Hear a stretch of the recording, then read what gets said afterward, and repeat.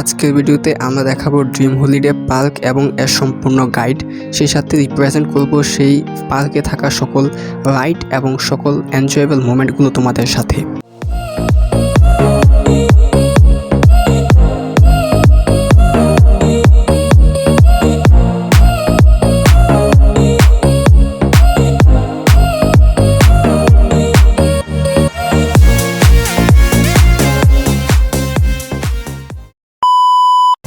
আসসালামু আলাইকুম guys, this is Shariat Ahmed and welcome back to my another blog. Actually প্রায় আরও 20 দিন পর তোমাদের সাথে আরও একটা ব্লগ নিয়ে হাজির হয়ে গেল। আর আজকের ব্লগটা কিন্তু যেন ব্লগ হবে না। আজকে আমরা তোমাদেরকে দেখাবো ড্রিম হলিডে পার্ক, এবং তোমরা অনেকে হয়তো ভাবতে পারো যে আমরা আমাদের স্কুল থেকে সেই শিক্ষা সফরে গিয়েছি, কিন্তু না, আমরা আমাদের স্কুল থেকে যাই নাই। আমাদের স্কুল থেকে গিয়েছিল কক্সবাজারে, যার কারণে আমরা সেখানে যেতে পারি নাই। অ্যান্ড এখন আমরা যে বাস দিয়ে যাচ্ছি সেটা হচ্ছে তৃষা এক্সক্লুসিভ। আর দেখতেই পাচ্ছ আমি ভিডিও করতেছি এখানে।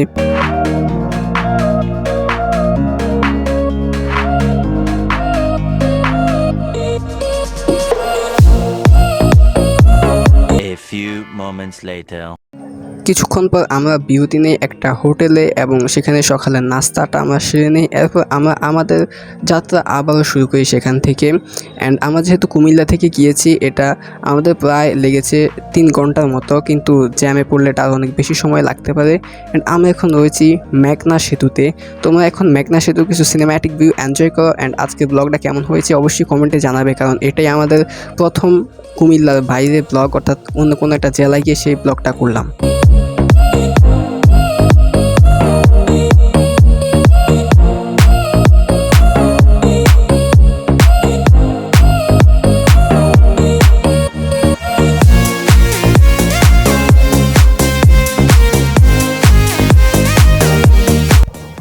সো গাইস, কথা বলতে বলতে কিন্তু আমরা সেই পার্কে চলে এসেছি, এবং এখানে তোমাদের প্রবেশ করতে হলে অবশ্যই টিকিট কাটতে হবে। অ্যান্ড এটার প্রাইস অলমোস্ট 350 টাকা।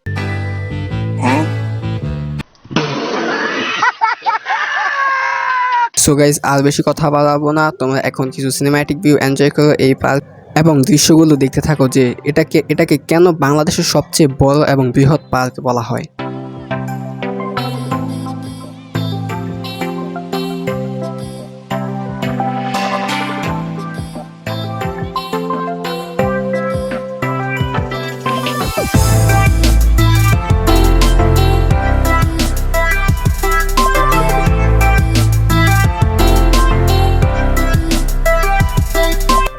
আমরা এখন চলে এসেছি সাফারি জোনে, যদিও এটা সাফারি জোন লেখা থাকলেও তেমন কোনো কিছুই নাই।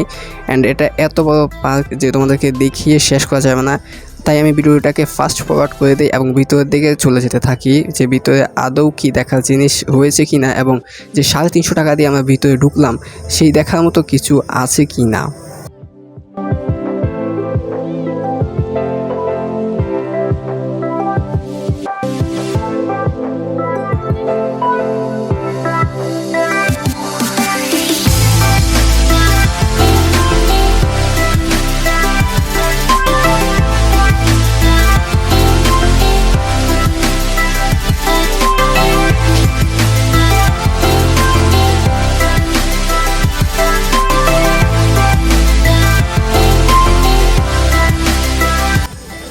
আরেকটু ভিতরে যাওয়ার পরে আমরা বুলেট ট্রেন দেখতে পারি, এবং এখানে দেখতে পাচ্ছি যে মাশরাফি ভাইয়ের একটা ট্রফি দেখা যাচ্ছে, IPL এর আর কি, তার মতোই।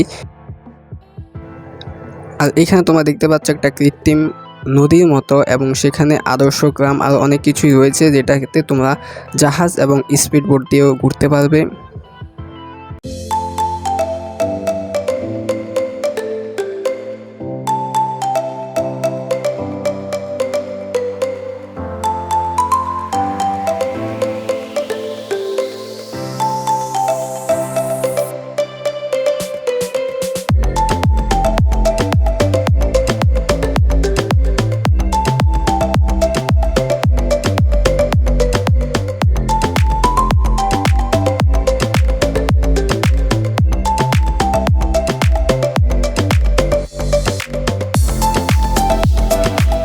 অ্যান্ড গাইস, আমরা এখন কোথায় যাচ্ছি জানো? আমরা এখন সেই স্পিড বোর্ডে চড়তে যাচ্ছি, যেটা তোমরা দেখতে পেয়েছিল সিনেম্যাটিক ভিউর মাধ্যমে। হ্যাঁ, আর সামনের দিকে গেলে সেই স্পিড বোর্ড, রিভার ভিউ এবং জাহাজের টিকিট কেটে তোমরা সেই রাইডগুলোতে চড়তে পারবে। এবং এখানে দেখতে পাচ্ছ সকলেই আমরা চলে এসেছি এই স্পিড বোর্ডের মাধ্যমে সেই পার্কটাকে সম্পূর্ণ এক্সপ্লোর এবং এনজয় করার জন্য। এখন আর বেশি কিছু বলবো না, তোমরা জাস্ট মিউজিকের মাধ্যমে পুরো সিনেম্যাটিক ভিউটা এনজয় করো, যে আদৌ স্পিড বোর্ডের মাধ্যমে সেই ভিউটা দেখতে কেমন লাগে।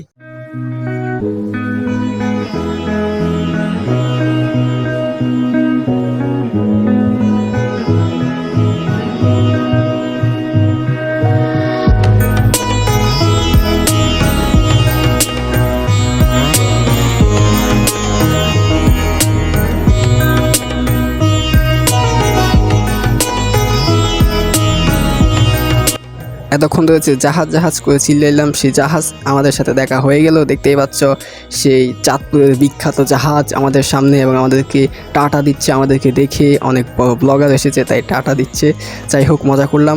অ্যান্ড আমি কিন্তু এই ভিডিওটা আপলোড দেওয়ার কথা ছিল রোজার অনেক আগে, কিন্তু অনেক প্যারার কারণে দিতে পারি নাই এবং এখন রোজা রেখে ভয়েস দিচ্ছি, তাই অবশ্যই ভুল ত্রুটি হলে ক্ষমা দৃষ্টিতে দেখবে। অ্যান্ড এটা হচ্ছে আদর্শ গ্রাম, একটা আদর্শ গ্রামে যা যা থাকা উচিত বলে মনে করি আমি, সেই সব কিছু মোটামুটি এখানে রয়েছে এবং তোমরা স্পিড বোর্ডের মাধ্যমে সেই ভিউ এনজয় করতে পারবে। এখন আবার কিছু সিনেম্যাটিক ভিউ এনজয় করো এবং তোমাদেরকে অবশ্যই লাইক করতে হবে না, জাস্ট ভিডিওটা দেখো।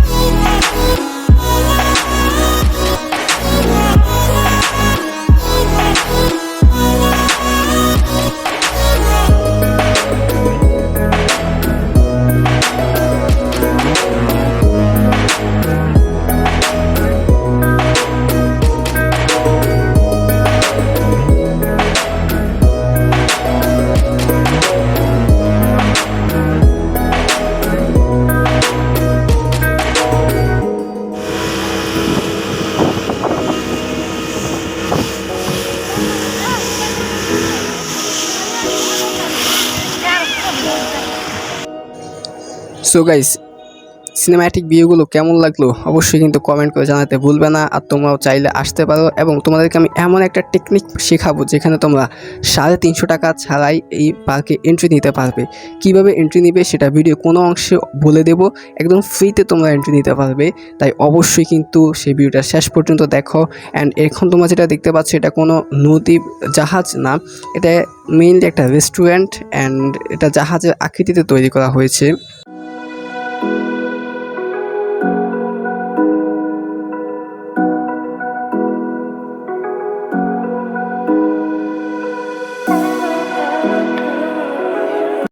আর অদূরে দেখা যাচ্ছে বাংলাদেশের বঙ্গবন্ধু স্যাটেলাইট 1 এবং বাংলাদেশের তৈরিকৃত পদ্মা সেতু, মানে বাংলাদেশের পদ্মা নদীর উপর তৈরিকৃত পদ্মা সেতু আর কি।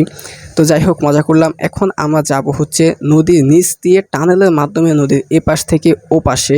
অ্যান্ড এটা হচ্ছে টানেলের ভেতরে অ্যান্ড অনেক মানুষ এবং RGB লাইটিং কিন্তু আমরা দেখতে পাচ্ছি, মোটামুটি ভালোই। কিন্তু টানেলের ভিতরে গেলে তোমার একদমই মনে হবে না যে তুমি নদীর কোনো নিচে রয়েছো। অ্যান্ড এটা হচ্ছে টানেলের অপর পাশটায়, অ্যান্ড এইখানেই আসল সৌন্দর্য লুকিয়ে রয়েছে সম্পূর্ণ পার্কের। এবং আমরা দেখতে পাচ্ছি পদ্মা সেতুর উপর একটা ট্রেনও চলে যাচ্ছে অ্যান্ড সামনে ড্রিম হলিডে পার্ক একটা লেখাও দেখা যাচ্ছে। এটা অলমোস্ট প্রায় অনেক সুন্দর দেখতে, অনেক মানুষ ছবি টবি এখানে এসে তোলে। অ্যান্ড এখানে রয়েছে একটা ক্যান্টিন যেখানে মানুষ খাবার কিনে। অ্যান্ড বাম পাশে তো এখান থেকে তোমার সম্পূর্ণ রিভারটা দেখতে পারবে, ছবি উঠাতে পারবে। অ্যান্ড এই যে ক্যান্টিন যেটা কথা তোমাদেরকে বললাম,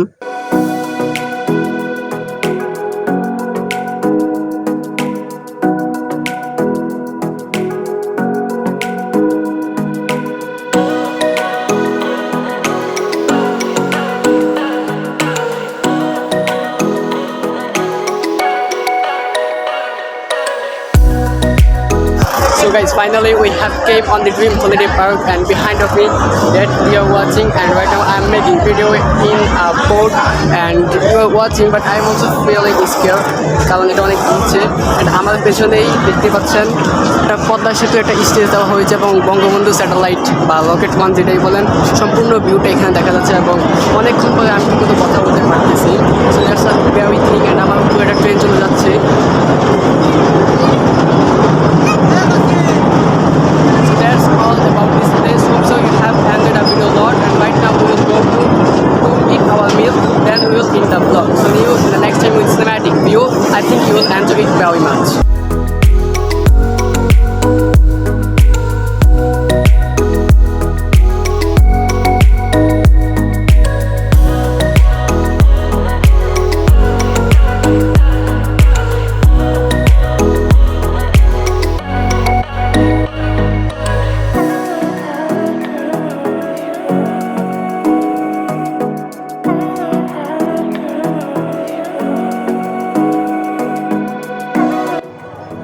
অ্যান্ড গাইস এখন আমরা ড্রোনের মাধ্যমে সেই সম্পূর্ণ পার্কটার ভিউ নিচ্ছি। কী ভাবছো আসলে ড্রোনের মাধ্যমে? হ্যাঁ, তবে ড্রোন না, আমরা নাগরদোলার মাধ্যমে সেই ভিউটা নিচ্ছি আর কি। অ্যান্ড নাগরদোলায় ওঠার পর তোমরা দেখতে পাবে যেই কারণে এই পার্কটা অনেক বেশি জনপ্রিয়, অ্যান্ড সেটা হচ্ছে এই সুইমিং পুলের কারণে। এরপর আমরা খাওয়া দাওয়া শেষ করে আমাদের বাড়িতে চলে আসি। অ্যান্ড এই ছিল আজকের ব্লগটা।